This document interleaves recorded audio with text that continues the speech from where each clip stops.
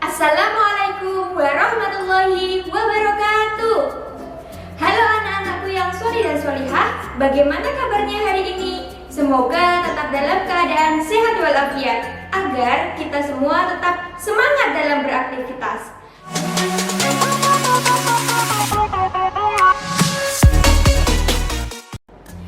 Halo anak-anakku yang sholih dan sholihah, bertemu lagi dengan Ustazah Rosa. Kali ini kita akan belajar tentang tari. Kita masih belajar di bab 1 ya, mengenai sejarah perjuangan Nabi Muhammad SAW periode Mekah. Nah, bab apa saja sih yang akan kita bahas dalam materi tersebut? Ya, yang pertama, kita akan membahas sejarah singkat biografi Nabi Muhammad SAW.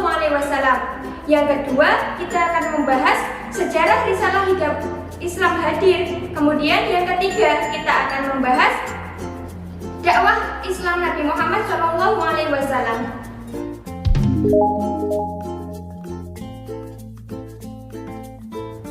Ya, selanjutnya kita akan membahas bab 1 mengenai biografi dan sejarah singkat Nabi Muhammad SAW. Nabi Muhammad SAW merupakan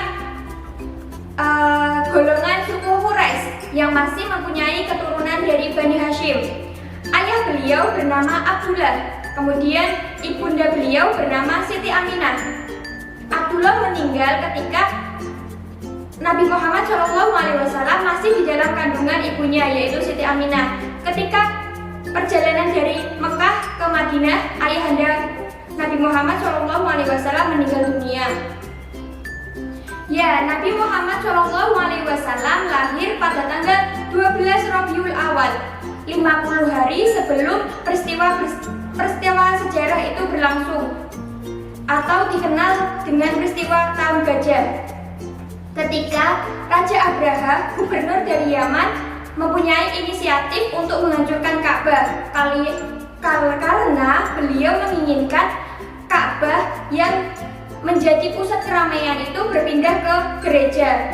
Kemudian Raja Abraham bersama pasukannya yang menunggangi gajah berjalan ke Mekah. Kemudian di tengah perjalanan, Raja Abraham beserta pasukannya penunggang gajah berhenti dan gajah-gajah tersebut ingin berbalik arah. Kemudian dari situ Raja Abraham bersama pasukannya itu terheran-heran kenapa gajah-gajah itu tidak mau melanjutkan arah ke Ka'bah, tetapi malah berputar arah.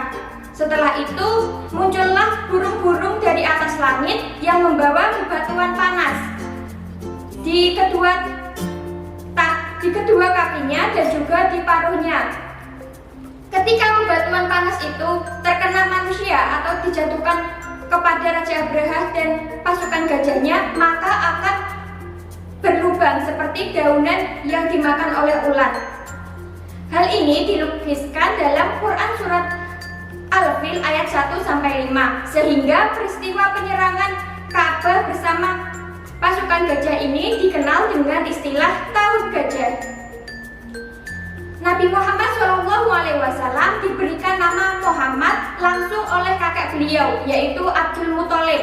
Karena apa? Abdul Muthalib menginginkan Nabi Muhammad itu menjadi orang yang terpuji, karena arti Muhammad adalah orang yang terpuji. Dan nama-nama Nabi Muhammad itu belum ada di kalangan masyarakat Arab, sehingga Abdul Muthalib menginginkan nama Muhammad sebagai nama cucu beliau. Kemudian Abdul Muthalib menginginkan juga agar Nabi Muhammad menjadi orang yang terpuji di mata Allah dan juga orang yang terpuji di mata umat manusia.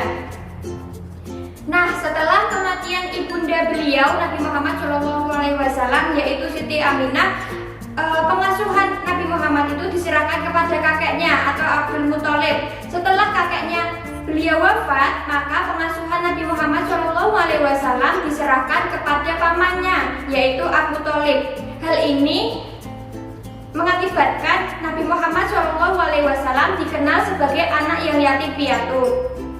Dari masa kanak-kanak hingga dewasa, Nabi Muhammad SAW dikenal sebagai sosok yang mempunyai budi yang luhur, berhati mulia, kemudian berkata jujur, semangat, pantang menyerah, dan memiliki perkataan atau perbuatan yang tidak pernah melenceng dari ajaran agama Islam, atau semua perkataan dan perbuatan Nabi Muhammad SAW itu tidak ada yang tercela, sehingga masyarakat Makkah menyebut beliau dengan gelar Al-Amin yang artinya sangat-sangat dipercaya.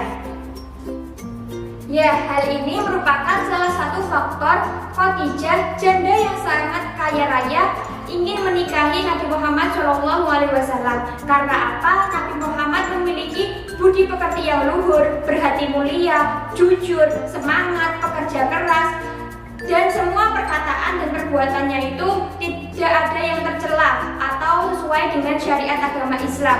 Kemudian ketika Nabi Muhammad SAW berusia 24 tahun dan Khadijah berusia 40 tahun melangsungkan pernikahan, dan akhirnya dikaruniai 6 orang anak.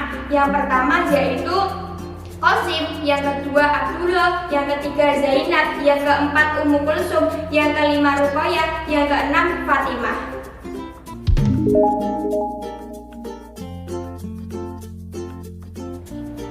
Ya, yang kedua kita akan membahas mengenai subbab 2, yaitu sejarah Risalah Hadir.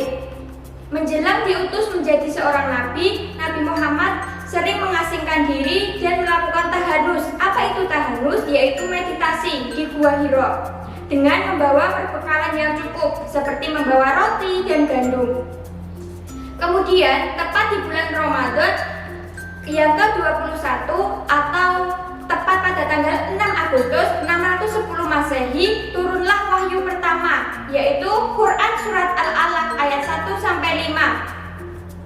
Ketika malaikat Jibril datang kepada Nabi Muhammad SAW untuk menyampaikan wahyu yang pertama, Nabi Muhammad sangat terkejut, kemudian ketakutan melihat malaikat Jibril dengan tubuhnya yang menggigil. Kemudian Nabi Muhammad pulang ke rumah dengan wajah yang ketakutan dan badannya yang menggigil, menyampaikan apa yang didapatkannya di Gua Hira kepada istri beliau, yaitu Khadijah. Setelah itu Khadijah menyambut Nabi Muhammad dengan penuh rasa kasih sayang dan menyelimuti tubuh Nabi Muhammad SAW dan juga menenangkan hati beliau. Kemudian Khadijah pun pergi ke rumah saudaranya, yaitu Waraqah bin Naufal, untuk menyampaikan ataupun menceritakan apa yang didengarkannya dari Nabi Muhammad kepada Waraqah. Kemudian Waraqah berkata kepada Khadijah, "Sungguh suamimu telah diberikan wahyu."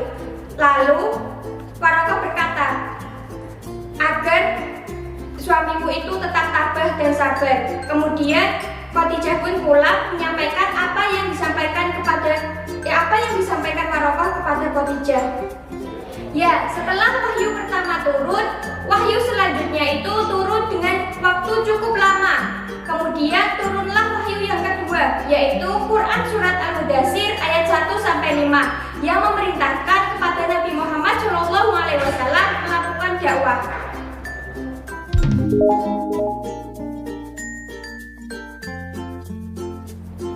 Nah, yang ketiga kita akan membahas dakwah Islam pada zaman Nabi. Ya, dakwah Islam pada zaman Nabi itu dibedakan menjadi dua. Yang pertama, dakwah secara terang-terangan. Kemudian yang kedua, dakwah secara sembunyi-sembunyi. Kita akan membahas dakwah yang secara sembunyi-sembunyi terlebih dahulu ya. Dakwah secara sembunyi-sembunyi itu dilakukan Rasulullah SAW untuk menyampaikan ajaran agama Islam kepada keluarga dekat, kemudian kepada kerabat dan kepada sahabat-sahabat beliau. Karena apa? Keluarga, kerabat, dan sahabat-sahabat beliau itu sangat meyakini dan mengimani ajaran yang dibawakan oleh Nabi Muhammad SAW. Mereka itu tidak mempunyai keraguan tentang ajaran agama Islam. Setelah itu, orang-orang yang pertama kali masuk agama Islam itu dikenal dengan sebutan As-Sabiqunal Awwalun. Ya, kemudian turunlah wahyu Quran Surat Al-Hijr ayat 94 yang memerintahkan Nabi Muhammad SAW untuk melakukan dakwah secara terang-terangan.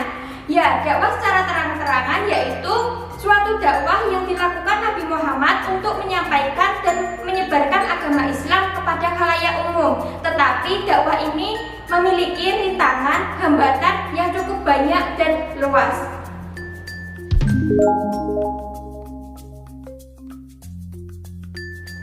Ya, selanjutnya kita akan membahas subbab yang keempat mengenai rintangan dan hambatan Nabi Muhammad SAW berdakwah.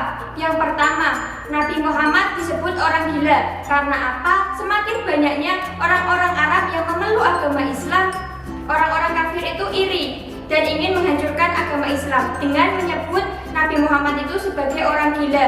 Karena Nabi Muhammad itu diada-ada sebagai tukang sihir. Yang kedua, putri Nabi Muhammad dicerai. Dua putri Nabi Muhammad yaitu Ruqayyah dan Ummi Kulsum dicerai oleh dua putra Abu Lahab. Karena apa? Abu Lahab merupakan salah satu orang yang menentang dan menolak keras ajaran yang dibawa oleh Nabi Muhammad SAW. Tetapi hal itu tidak mengurangi keyakinan Nabi Muhammad dan rasa semangat Nabi Muhammad untuk menyebarkan agama Islam, walaupun dengan resiko dua putrinya dicerai oleh dua putra Abu Lahab. Yang ketiga, Nabi Muhammad mendapatkan teror fisik. Teror fisik yang ditujukan kepada Nabi Muhammad itu dengan cara Nabi Muhammad dipukul. Tidak hanya dipukul, Nabi Muhammad juga dilempari kotoran hewan, kotoran manusia, diludahi. Tetapi Nabi Muhammad tetap kekeh untuk menyebarkan agama Islam dan tidak menyerah untuk menyebarkan agama Islam agar ajaran agama Islam itu semakin jaya. Seperti itu. Bahkan Nabi Muhammad tetap mendoakan orang-orang yang melukai ataupun yang meludahi dan membuang kotoran kepada beliau dengan doa-doa yang baik. Kemudian yang keempat, Nabi Muhammad diancam dibunuh. Selain itu, Nabi Muhammad pun diberikan ancaman akan dibunuh jika tetap menyebarkan ajaran agama Islam. Tetapi Nabi Muhammad tidak takut akan hal itu. Karena apa? Kematian hanya di tangan Allah. Setelah itu, Nabi Muhammad tetap menyebarkan agama Islam walaupun dengan ancaman akan dibunuh. Selanjutnya, rintangan dan hambatan dakwah Rasulullah SAW yang kelima yaitu teror fisik kepada keluarga dan sahabat Nabi Muhammad SAW. Teror fisik itu ditujukan kepada keluarga Nabi Muhammad, kepada istrinya, kepada sahabatnya, yaitu Utsman bin Affan, Bilal bin Rabah dan sebagainya. Mereka diancam dan juga diberikan penekanan-penekanan untuk meninggalkan ajaran agama Islam, tetapi mereka tetap mempunyai keyakinan yang kuat untuk tetap melaksanakan ajaran agama Islam. Kemudian yang keenam, pemboikotan terhadap kaum muslim. Pemboikotan sendiri artinya pelarangan terhadap kaum muslim untuk melakukan aktivitas sosial maupun aktivitas ekonomi. Hal ini tidak menyurutkan semangat dan keyakinan umat Islam untuk tetap mengajarkan dan menjalankan agama Islam. Yang ketujuh merupakan ketika dalam perjalanan Taif, Nabi Muhammad itu dilempari batu. Ketika mau melakukan dakwah ke Taif, Nabi Muhammad itu dilempari batu oleh orang-orang kafir. Sampai-sampai tubuh Nabi Muhammad SAW itu terluka dan mengeluarkan banyak darah. Hal ini tidak membuat Nabi Muhammad pantang menyerah untuk menyebarkan agama Islam. Bahkan Nabi Muhammad mendoakan orang-orang yang melempari batu beliau dengan doa-doa yang terbaik. Nah, sekian pembelajaran tarikh bersama Ustazah Rosa hari ini ya. Semoga yang Ustazah sampaikan dapat bermanfaat. Bila Ustazah ada salah kata, mohon dimaafkan ya. Untuk menambah wawasan dan pengetahuan kalian, baca buku tarikh bab 1 ya, mengenai perjuangan Nabi Muhammad SAW periode Mekah. Sekian, terima kasih. Wassalamualaikum warahmatullahi wabarakatuh.